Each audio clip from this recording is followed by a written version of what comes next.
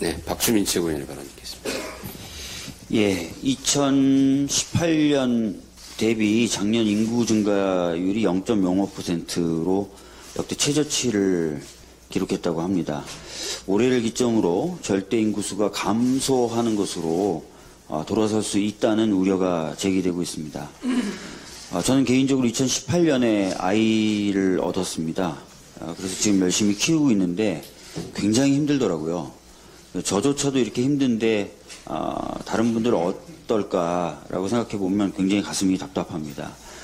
저출생 문제가 이렇게 심각함에도 불구하고 아직까지 우리나라의 저출생 관련된 지원 대책은 셋째 아이부터 하는 것으로 집중되어 있다고 합니다.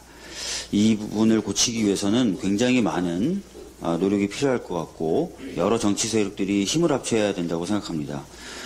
자유한국당 역시 김성태 의원님이 원내대표를 지내셨던 당시에 이 저출생 문제를 극복해야 된다라는 것을 강하게 주장했었던 것을 기억합니다.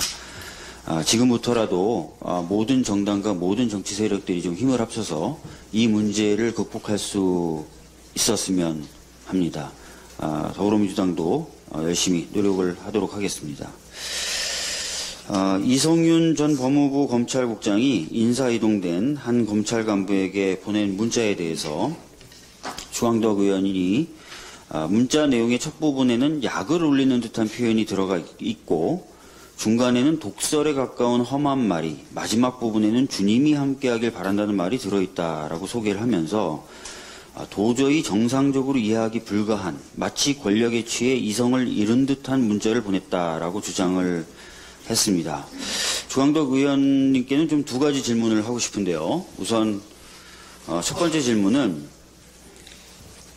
주광덕 의원이 소개한 그 문자의 실제 내용을 좀 보여드리면서 드리고 싶은데, 보시면 아시는 것처럼 이 문자 어디에 독설에 가까운 험한 말이 있습니까? 그리고 주님이 함께 하길 바란다는 표현은 도대체 어디 있는 것입니까? 두 번째 질문은 이 문자에 대한 내용을 누구로부터 어떤 식으로 입수했는지입니다. 상당히 잘못된 정보를 전달받은 것으로 보이는데 도대체 누가 뭐라고 하면서 정보를 전달한 것인지 궁금합니다. 예전에 주 의원님께서 언론과 인터뷰를 하면서 검찰 관련 정보를 수사 라인이 아니라 검사들 중에 정보통으로부터 정보를 입수하고 있다라고 주장하신 바가 있는데 누군지 정말 궁금합니다.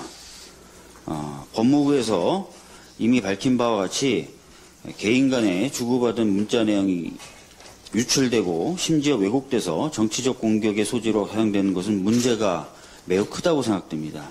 정확한 해명을 부탁드리겠습니다. 자유한국당이 추천한 사회적 참사 특조위 위원이었던 김기수 변호사가 한 달 만에 사퇴를 한다고 합니다.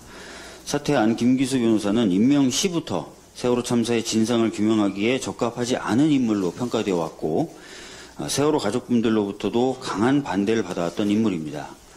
이런 논란은 전적으로 자유한국당의 책임이라고 생각합니다. 자유한국당은 5.18 진상조사위원회에 5.18에 대해서 비정상적인, 비상식적인 주장을 하는 극단적 인물을 추천하기도 했고 또 방금 말씀드렸던 것처럼 세월호 참사의 진상을 규명해야 되는 사회적 참사 진상조사위원회에도 역시 적합하지 않은 인물을 추천해서 한 바 있습니다. 진상규명을 하겠다는 것이 아니라 진상규명을 방해하겠다는 것은 아닌지 의심스럽습니다. 최소한 이제부터라도 진상규명에 적합한 그리고 최소한의 의지가 있는 분을 좀 다시 추천해 주시길 강력하게 요구합니다. 헌재가 세월호 참사 피해자와 시민단체 등이 박근혜 전 대통령이 파면된 후에 황교안 당시 대통령 권한대행이 대통령 기록물을 행정자치부 국가기록원 대통령기록관으로 이관하고 이 중 일부에 대해서는 보호기간을 정한 것에 대해서 이게 알 권리를 침해했다며 낸 헌법소원심판에서 각하결정을 내렸습니다. 아마 국회나 법원의 판단에 따라서 열람할 수 있는 통로가 있다라는 점을 고려한 결정이 아닌가 싶습니다. 세월호 참사의 진상을 규명하고 이후 비슷한 참사가 발생하지 않도록 국가의 대응 체계를 명확하게 점검하기 위해서는 저는 이 정보가 반드시 필요한 정보라고 생각합니다. 국회가 할 일이 하나 더 생긴 것 같습니다. 이상입니다. 네, 박광훈 최고위원의 발언 있겠습니다. 네. 네.